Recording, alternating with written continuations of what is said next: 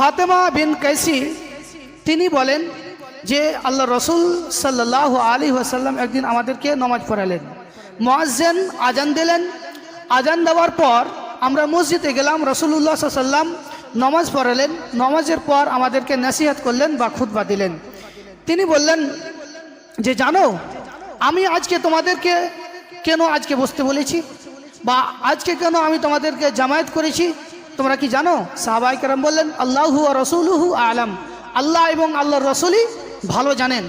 তো আল্লাহ রাসূল সাল্লাল্লাহু আলাইহি ওয়াসাল্লাম বললেন যে তামিম আদ-দারি সে খ্রিস্টান ছিল, সে ইসলাম অ্যাকসেপ্ট করেছে এবং সে আমাদের সামনে একটা কাহিনী বা একটা ঘটনা ওয়াকিয়া বর্ণনা করেছে। যে কাহিনীটা ওয়াকিয়াটা আমি তোমাদের সামনে এর আগে আলোচনা করেছি। কাহিনীটা হচ্ছে এই যে তামিম আদ-দারি এবং কয়েকজন সাহাবী যখন সমুদ্রে জাহাজে করে যাচ্ছিলেন তখন একটা ঢেউ এসে তাদের জাহাজ উলট পালট হয়ে গেল এবং তারা একটা লম্বা সময় পর তারা একটা দ্বীপে আশ্রয় নিল এবং দ্বীপে আশ্রয় নিতে গিয়ে দেখলো একটা বিশাল বড় জন্তু এবং জন্তুটার পুরো শরীরে পশম বা লোমে ভরে রয়েছে, তার আগাদিক এবং পিছন দিক কিছুটাই বোঝা যায় না। তখন তামিম আদ-দারি রাদিয়াল্লাহু তাআলা আনহু তিনি বললেন যে আমরা তাকে জিজ্ঞাসা করলাম ওই তুমি কে? তখন সে বললে আমি হচ্ছি জাসসাসা। তখন তারা জিজ্ঞাসা করলেন সাহাবায়ে কেরাম যে জাসসাসা কি? তখন তারা বলল যে একজন ব্যক্তি ভিতরে রয়েছে, আশ্রমের মধ্যে রয়েছে, সে তোমাদের সঙ্গে দেখা করতে চায়, চলো।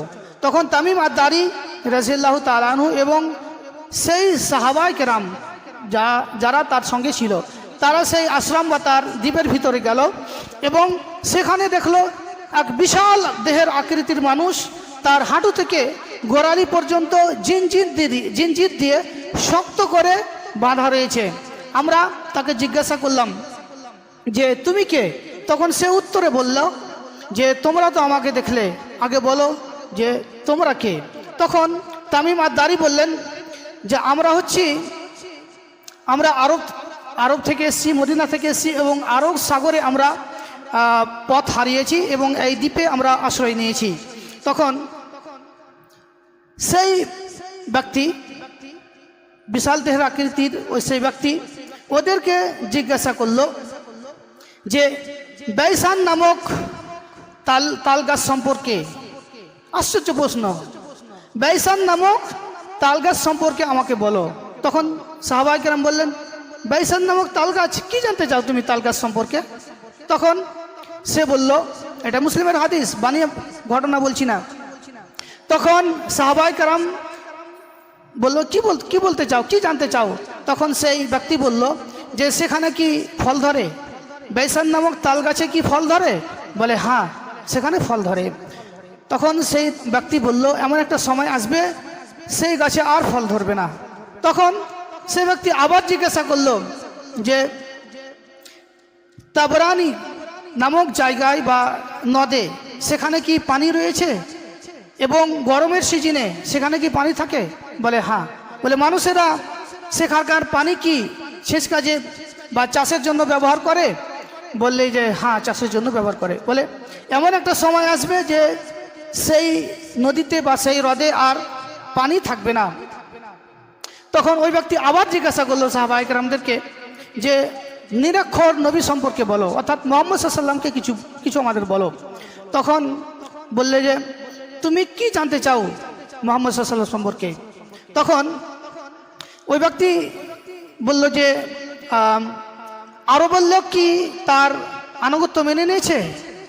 তখন সাহাবায়ে কেরাম বললেন যে হ্যাঁ, আরবের লোক তাকে মুহাম্মদ সাল্লাল্লাহু আলাইহি ওয়াসাল্লামকে নেতা হিসাবে মেনে নিয়েছে।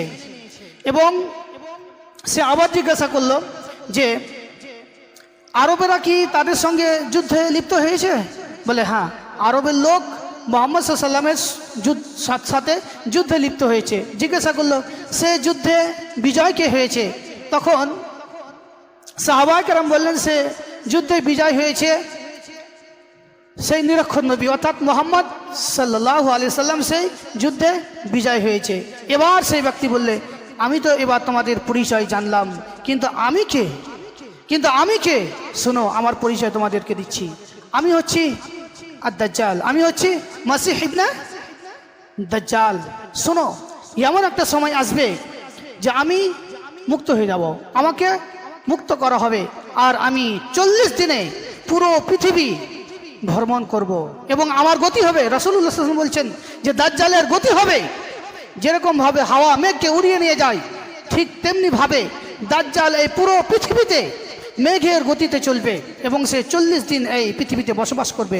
প্রথম দিন হবে 1 বছরের সমান, দ্বিতীয় দিন হবে 1 বছর সমান, 1 মাসের সমান, তৃতীয় দিন হবে 1 সপ্তাহ সমান এবং অন্য দিনগুলো হবে সামান্য এই আমাদের দিনের মতো।